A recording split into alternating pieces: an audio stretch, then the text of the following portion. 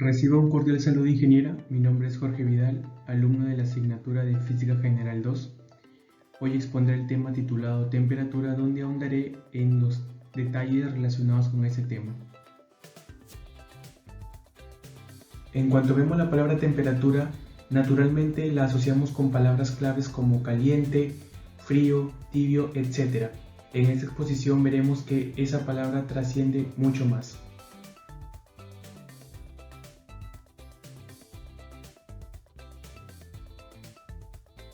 En este cuadro podemos observar lo que engloba en líneas generales la temperatura. Primero se define como una propiedad de todo sistema termodinámico. ¿Qué va a permitir? Va a permitir determinar si es que éste se encuentra en equilibrio térmico o no. La palabra equilibrio térmico será definida más adelante. Tiene una estrecha relación empírica con el principio cero en la termodinámica, que podemos observar lo que propone leyendo este pequeño cuadro. Luego podemos decir que la temperatura posee una cierta relación con la energía interna de un cuerpo, es decir, se va a relacionar con el nivel de agitación molecular de un cuerpo, o dicho de otra manera, con el nivel de vibración molecular que este cuerpo va a poseer. Finalmente podemos decir que la temperatura nos va a informar el estado de un cuerpo, ya sea frío, caliente, etc. Definiremos ahora de manera clara el concepto de temperatura. Como primer punto podemos afirmar que la temperatura es una cantidad física que va a determinar el grado de agitación molecular de las moléculas de un cuerpo. Como segundo punto podemos afirmar que la temperatura es muy importante, ya que muchas otras propiedades de la materia dependen justamente de la temperatura. Como tercer punto podemos afirmar que vamos a poder expresar una temperatura gracias a un número y a una escala termométrica. Finalmente podemos decir que la temperatura se relaciona directamente con la energía cinética que tengan las moléculas de un cuerpo. El principio cero de la termodinámica se explica mediante un experimento que consta de dos etapas. Una primera etapa donde se aíslan los sistemas A y B, sin embargo se encuentran conectados cada uno con el sistema C mediante una pared conductora. El sistema C llega al equilibrio con cada uno de los sistemas. Ahora tenemos una segunda etapa donde se aíslan los sistemas A y B del sistema C. Sin embargo, notamos que no hay ninguna diferencia con respecto a la primera etapa. Esto nos ayudará a sacar ciertas conclusiones más adelante.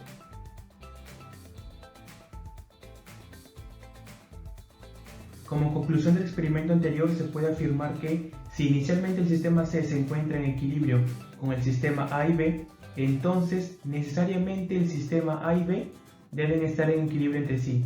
Aprovechamos esa interpretación para poder dar la definición de la ley de la termodinámica, que dice lo siguiente: si dos sistemas distintos están en equilibrio térmico con un tercero, deben estar en equilibrio térmico entre sí. Como una curiosidad es que esta ley fue enunciada después de las tres primeras leyes de la termodinámica. Por lo tanto, se creyó conveniente denominarle ley cero debido a que es de suma importancia. Ahora explicaré la ley del equilibrio térmico. ¿Qué propone esta ley? Nos afirma que si tenemos dos cuerpos, un cuerpo A y un cuerpo B, que se encuentran a diferente temperatura y son puestos en contacto, entonces, al cabo de un cierto tiempo, estos dos cuerpos adquirirán una misma temperatura, una temperatura llamada temperatura de equilibrio. Este valor, el valor de esa temperatura de equilibrio, se encontrará entre la temperatura más baja y la temperatura más alta. En este punto definiremos el equilibrio térmico como un estado particular, en el que las moléculas de dos o más cuerpos que se encuentran en contacto vibran con una misma rapidez o intensidad. Este equilibrio térmico se logra gracias a que se da una transferencia de energía en forma de calor de la zona de mayor temperatura a la zona de menor temperatura, es decir, del cuerpo más caliente hacia el cuerpo más frío. Este equilibrio térmico logra la temperatura de equilibrio que ya hemos mencionado y logra también que se detenga la transferencia de calor. Ahora hablaremos de los termómetros y las escalas termométricas. Definimos el termómetro como un dispositivo que al ponerse en contacto con otro cuerpo va a medir su temperatura. Justamente usa el principio del equilibrio térmico que hemos explicado con anterioridad e interpreta esa lectura que hace mediante una escala que también veremos más adelante. Los pasos para la medición de una temperatura lo pueden observar en la pantalla. Finalmente recalco las características que debe tener un termómetro óptimo, que es la sensibilidad, la precisión, es decir, la precisión con la que da esa interpretación en cierta escala, la reproducibilidad, que va de acuerdo a los materiales del que está compuesto, y finalmente la rapidez con la que hace esta lectura. Ahora hablaré de los tipos de termómetros. Empezamos por los termómetros de líquido, que son también llamados termómetros de vidrio. Este tipo de termómetros van a arrojar una temperatura en función del nivel al que el líquido llegue en su interior. Se solía usar el mercurio como un líquido, sin embargo, sabemos que es muy peligroso, por lo tanto ha sido reemplazado por alcohol. El segundo tipo de termómetro es el termómetro de resistencia. Este se conforma de un alambre de platino que va ligado a una resistencia. Esta resistencia se va a encargar de dar o arrojar la temperatura. Son muy lentos, sin embargo son muy precisos. Ahora hablaremos de los termómetros de contacto, que son también llamados termocuplas. Este tipo de termómetros, como pueden ver en la imagen, tienen la temperatura a partir de una resistencia que va a producir un cierto voltaje. Estos termómetros tienen una lectura muy rápida. Ahora tenemos los termómetros bimetálicos, que están formados por dos láminas de metales de distinto coeficiente de dilatación. El hecho de que tengan distinto coeficiente de dilatación va a hacer que exista cierto movimiento entre estas dos láminas. Y este movimiento es aprovechado por un sensor. Este tipo de termómetros es muy usado en la meteorología para medir la temperatura y la humedad relativa. Ahora hablaremos de los termómetros de gas. Aquí pueden ver una imagen a la mano derecha. Este tipo de termómetros funcionan a volumen constante o a presión constante. Son termómetros de gran tamaño, gran complejidad y de alto costo, pero son muy precisos y requieren de un profesional para ser utilizados. Luego tenemos los termómetros de globo. Este tipo de termómetros miden la temperatura radiante y basan su medición teniendo en cuenta la radiación. Y aquí pueden ver una imagen también a la mano derecha. Es turno de las escalas termométricas. Comenzaremos por la escala Celsius, que antes fue llamada escala centígrada. Fue diseñada por el astrónomo y físico sueco Anders Celsius. Y lo particular de esta escala Celsius es que establece la temperatura de congelación del agua a 0 grados centígrados y la temperatura de ebullición del agua a 100 grados centígrados. En la escala Celsius, entre el punto de congelación y ebullición van a existir 100 divisiones en partes iguales. Cada una de estas divisiones va a corresponder a 1 grado Celsius. La escala Fahrenheit fue propuesta por el físico e ingeniero alemán Daniel Gabriel Fahrenheit. Es una escala usada en todo el mundo, sobre todo en los Estados Unidos. Propone como temperatura de congelación del agua los 32 grados Fahrenheit y como temperatura de ebullición del agua los 212 grados Fahrenheit. En la escala Fahrenheit, entre el punto de fusión y ebullición, van a existir 180 divisiones en partes iguales. Cada una de estas divisiones corresponde a 1 grado Fahrenheit. Ahora hablaremos de la escala Kelvin. Esta escala adoptó su nombre en honor al físico británico Lord Kelvin, que fue de gran trascendencia. Esta escala es la más importante de todas, ya que fue adoptada en la investigación científica y es la que perdura hasta la actualidad en el sistema internacional. La menor temperatura posible en esta escala es el cero absoluto, por lo tanto no existen temperaturas negativas en esta escala. Propone como temperatura de congelación del agua los 273 grados Kelvin y como temperatura de ebullición del agua los 373 grados Kelvin. En la escala Kelvin, entre el punto de fusión y ebullición van a existir 100 divisiones en partes iguales. Cada división corresponde a 1 Kelvin. Ahora explicaré el concepto de cero absoluto. Sabemos que el movimiento térmico de los átomos de una sustancia se relaciona directamente con la energía cinética que presentan esos átomos. Por tanto, si el movimiento de los átomos de esta sustancia se va deteniendo o va disminuyendo, es porque esta energía cinética que presentan los átomos tiende a cero. Esto se debe a una disminución de temperatura. Habrá un punto en el que esa temperatura se aproximará hacia un límite inferior. Este límite inferior se le denomina cero absoluto de la temperatura. Podemos expresar este cero absoluto de la temperatura como 0 grados Kelvin o menos 273 grados centígrados. En este punto ya no se puede reducir más la temperatura ni tampoco se le puede extraer más energía cinética a estos átomos. Usaremos las relaciones de transformación para poder expresar una misma temperatura en diferentes escalas. Para eso nos apoyaremos de proporcionalidad de segmentos, así como del teorema de Tales.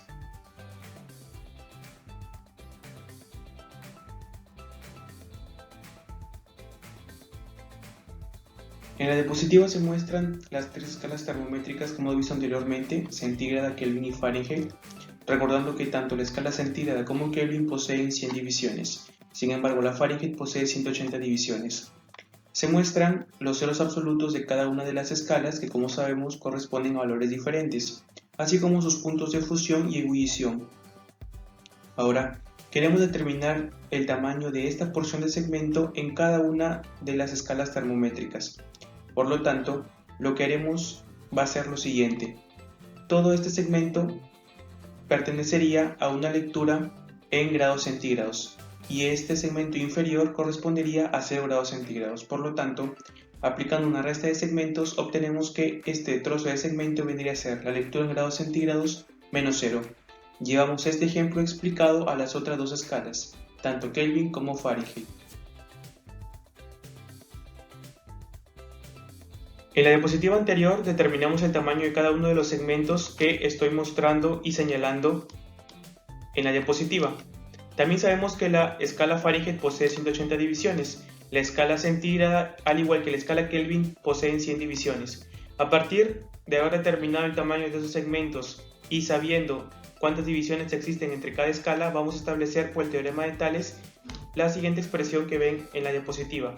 Simplificando, obtenemos esta expresión que nos va a permitir relacionar las tres escalas. Siguiendo un mismo razonamiento y sabiendo la proporcionalidad fija que guardan estas divisiones, vamos a establecer una relación mediante la siguiente expresión que nos va a permitir relacionar las variaciones de temperatura en cada una de estas escalas. Aquí tenemos el primer ejemplo propuesto. Nos dice lo siguiente: la temperatura de un cuerpo es de 120 grados Fahrenheit. A continuación, su temperatura aumenta en 500 grados Kelvin. Luego disminuye en 30 grados centígrados. La pregunta es, ¿cuál es la temperatura final del cuerpo en grados Fahrenheit? Bien, analicemos la pregunta. Se nos plantea determinar la temperatura final del cuerpo en grados Fahrenheit. Por lo tanto, será primordial usar todo en grados Fahrenheit. Bien, ahora usamos la expresión antes planteada, ya que sabemos que una misma escala puede ser interpretada en las diferentes escalas termométricas que hemos estudiado. Aquí lo pueden ver en pantalla. Por lo tanto, lo que hacemos es reemplazar cada uno de los valores que nos dan en el problema. Por ejemplo, los 500 grados Kelvin los transformamos a la escala Fahrenheit. Los 30 grados Celsius también los transformamos en escala Fahrenheit. ¿Para qué? Para tener todas estas escalas en la escala Fahrenheit. Los 120 grados Fahrenheit no los transformamos ni los tocamos, ya que ya se encuentra en grados Fahrenheit. Finalmente, lo que hacemos es transformar, como ya mencioné, y todo lo tendremos en grados Fahrenheit. Ahora, mediante una simple suma, obtenemos el resultado de 474.6 grados Fahrenheit. A continuación explicaremos el ejemplo número 2. Propone lo siguiente: un termómetro de mercurio tiene una escala que marca 15 grados X. Marcamos como dato importante cuando la temperatura es de menos 20 grados centígrados y marca 250 grados X para 100 grados centígrados. La pregunta es, ¿cuántos grados X corresponden a la temperatura de un objeto a 40 grados centígrados? Para poder realizar este tipo de problemas nos apoyaremos del teorema de Tales, que es el que ven en pantalla ahora mismo. Ese teorema propone que cuando dos rectas cualesquiera son cortadas por rectas paralelas, entonces va a haber una relación de proporcionalidad. Y la podemos ver en pantalla. El segmento AB entre el segmento OB va a ser igual al segmento DC entre el segmento EC. Esto se va a aplicar en los datos que han sido colocados en este esquema, que tiene una relación muy parecida al que ven en la parte derecha. Es así como utilizaremos el teorema de Tales para establecer entonces la distancia de este segmento entre la distancia de este segmento va a ser igual a la distancia de este segmento entre la distancia de este segmento. Es así como lo establecemos. Ahí pueden ver en pantalla 40 menos menos 20 entre 100 menos menos 20 va a ser igual a x menos 10 sobre 250 menos 10, que es lo que he explicado aquí. Y ahora solo nos quedaría efectuar. 60 entre 120 es igual a x menos 10 sobre 240. Seguimos efectuando y finalmente obtenemos un resultado de x igual a 130 grados x. Ahora presentaremos un pequeño esquema con alguna de las temperaturas conocidas por el ser humano. Empezamos con la bomba de hidrógeno, que tiene una increíble temperatura de 100 millones Kelvin. Le sigue el centro del Sol, con 20 millones Kelvin. Más abajo encontramos el plasma con 20.000 Kelvin. Finalmente la temperatura de fusión del hierro corresponde a 1800 Kelvin. Siguiendo con el esquema de temperaturas conocidas por el ser humano, tenemos la temperatura de fusión del estaño, que corresponde a 500 Kelvin. Le sigue la temperatura de ebullición del agua, que es muy conocida, que corresponde a 100 grados centígrados. Le sigue la temperatura de fusión del hielo, que corresponde a 273 Kelvin. Por último tenemos la temperatura de evaporación del hielo seco, que corresponde a menos 100 grados centígrados. Existen tres tipos de dilatación: lineal, superficial y volumétrica. Ahora hablaremos de la dilatación lineal. Este tipo de dilatación se produce en varillas y alambres, es decir, solo vamos a considerar su longitud. El valor de esta dilatación dependerá directamente de la longitud inicial, del cambio de temperatura, así como el tipo de material, ya que cada material tendrá un diferente coeficiente de dilatación lineal. En este caso, en pantalla podemos observar la fórmula que define la variación de longitud. Variación de longitud es igual a la longitud inicial por el coeficiente de dilatación multiplicado por la variación de temperatura. Esto va a ser equivalente a la fórmula que viene en la mano derecha, ya que sabemos que la longitud final va a ser igual a la longitud inicial sumada con la variación de longitud. Ahora hablaremos de la dilatación superficial. Este tipo de dilatación se da en láminas o en placas y se considera el área o superficie. El valor de la dilatación, como ven en pantalla, dependerá directamente del área inicial, de la variación de la temperatura, así como del coeficiente de dilatación superficial. En este caso se representa por la letra beta. La dilatación superficial se relaciona con la lineal. ¿En qué sentido? En el coeficiente de dilatación superficial, ya que este va a ser igual a 2 veces el coeficiente de dilatación lineal. Es así como pueden observar la fórmula en la pantalla. Esta fórmula va a ser equivalente al área final, recordando que el área final es igual al área inicial más la variación del área. Finalmente hablaremos de la dilatación volumétrica. Este tipo de dilatación se relaciona con el largo, el ancho y la altura, donde estos tres factores van a variar. Recordemos que el largo por el ancho por la altura forma el volumen.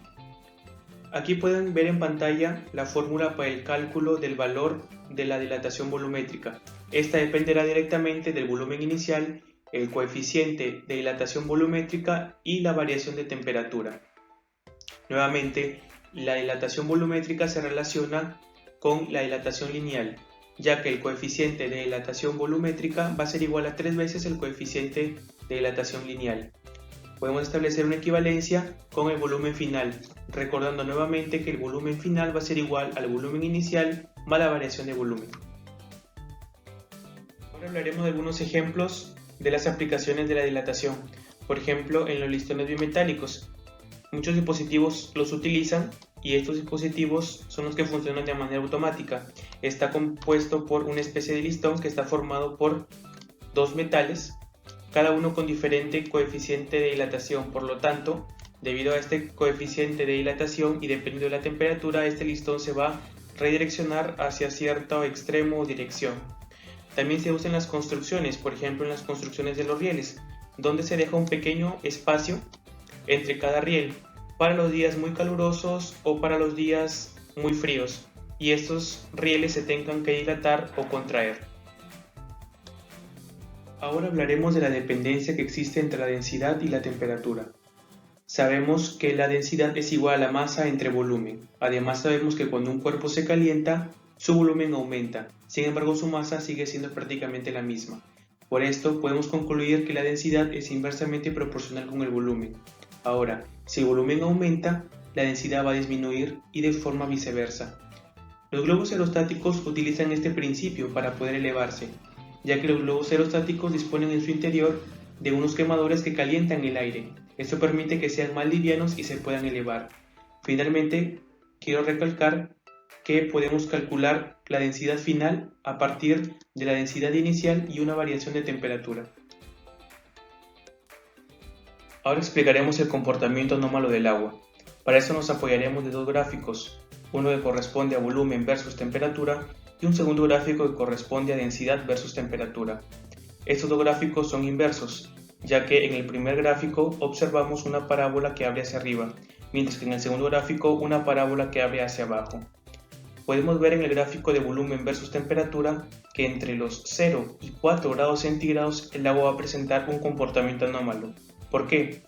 Porque entre 0 y 4 grados centígrados el agua, en vez de dilatarse, se va a contraer.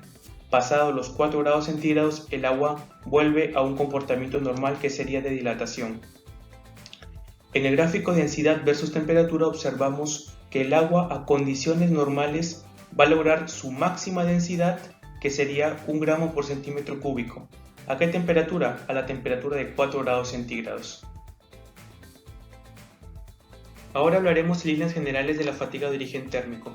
Para esto primero tenemos que definir lo que es la fatiga. La fatiga es el cociente entre la fuerza y el área. La deformación unitaria vendría a ser la variación de longitud entre la longitud. Y como pueden observar en la diapositiva, el módulo de Young se define como el cociente de la fatiga y la deformación unitaria. Es así como definimos la fatiga de origen térmico.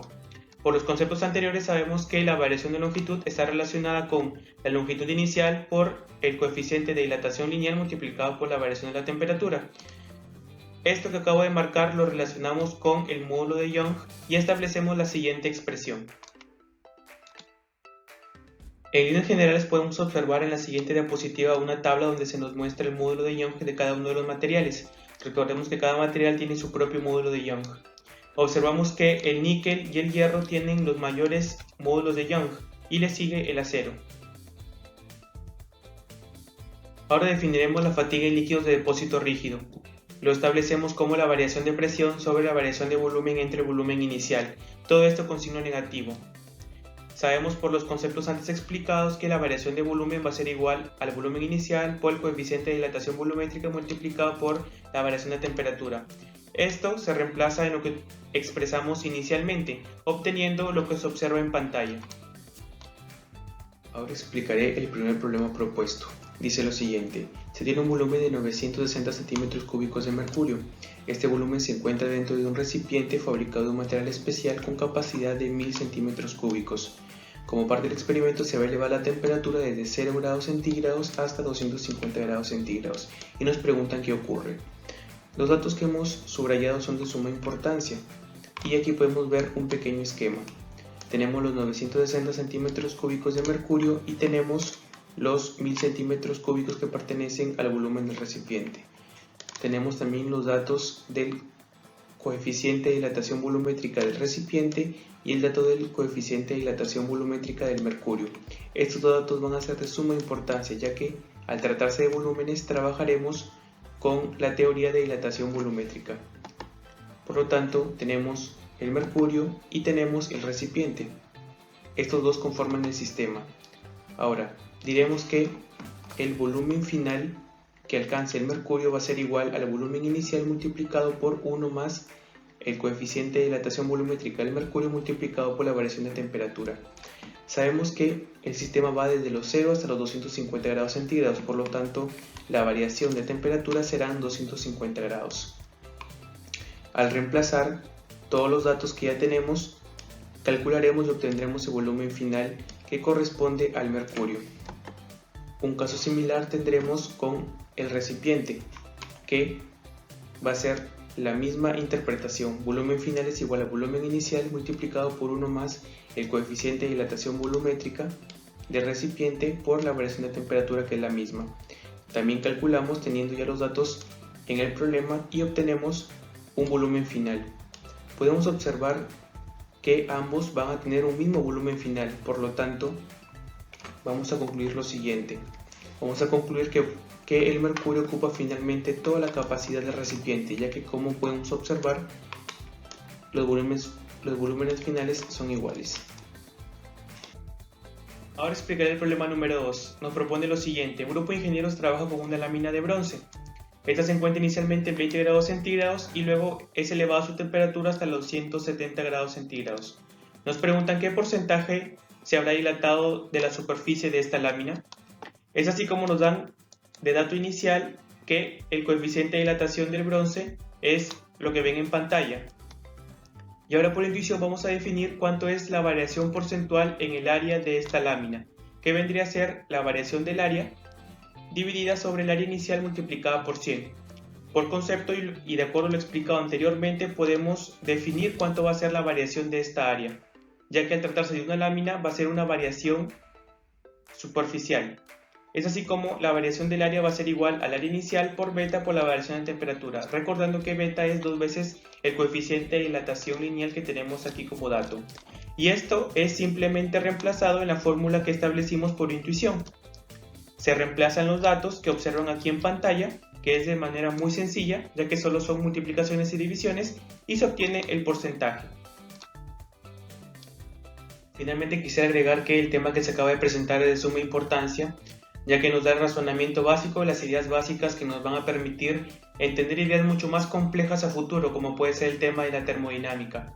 Sin nada más que agregar, me despido y espero todo haya sido de su comprensión.